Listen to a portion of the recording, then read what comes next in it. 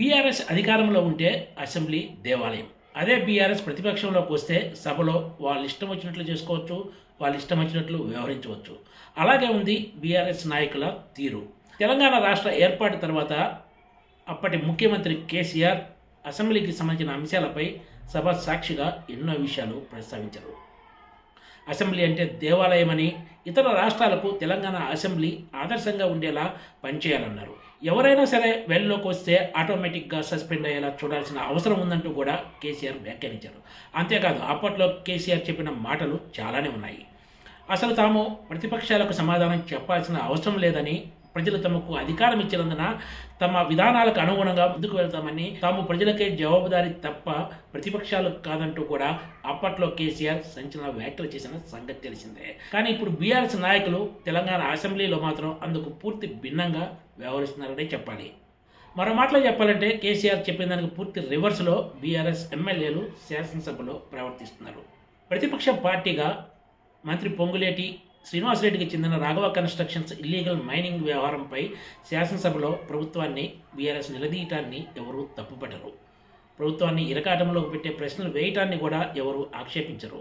కానీ బీఆర్ఎస్ ఎమ్మెల్యేలు సభలో వ్యవహరించిన తీరు మాత్రం అధికారంలో ఉన్నప్పుడు ఒకలాగా, ప్రతిపక్షంలోకి వచ్చాక మరోలా అన్న విషయం స్పష్టంగా కనిపిస్తోంది. అసెంబ్లీలో ముఖ్యమంత్రి, మంత్రులతో పాటు శాసనసభ సభ్యులంతా కూడా నియమ నిబంధనలు పాటించాల్సి ఉంటుంది. అయితే ఆదివారం నాడు శాసనసభలో చోటు చేసుకున్న ఒక పరిణామం ఇప్పుడు తీవ్ర చర్చనీయాంశంగా మారిందనే చెప్పాలి. మాజీ మంత్రి కేటీఆర్ సభలో వ్యవహరించిన తీరు ఇప్పుడు దుమారం రేపుతోంది. మంత్రి పొంగులేటి శ్రీనివాసరెడ్డి చెందిన company Raghava constructions illegal mining వ్యవహారంపై సభా సంఘాన్ని నియమించాలంటూ బీఆర్ఎస్ ఎమ్మెల్యేలు సభలో పెద్ద ఎత్తున ఆందోళనకు దిగారు. ఇందులో తప్పు పట్టాల్సింది ఏమీ లేదు. కానీ ఆ సమయంలో కేటీఆర్ తన మోచేతిని మరో మాజీ మంత్రి జగదీశ్వర్ రెడ్డికి ఆనించి నిల్చున్న తీరు తీవ్ర విమర్శలకు కారణమవుతుంది. సభలో ఇలా నిలిచోవటం ఏమాత్రం సరికాదని, సభా సాంప్రదాయం కాదనే విమర్శలు వినిపిస్తున్నాయి.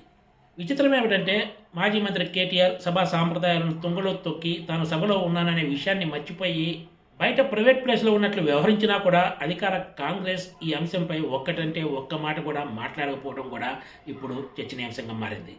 అయితే సభలో కేటీఆర్ వ్యవహరించిన తీరును సీనియర్ నేతలతో పాటు అధికారులు కూడా తప్పుపడుతున్నారు.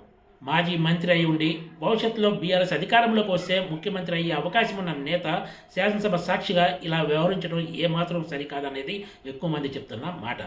ఈ ఫోటో ఇప్పుడు సోషల్ మీడియాలో కూడా వైరల్గా మారింది.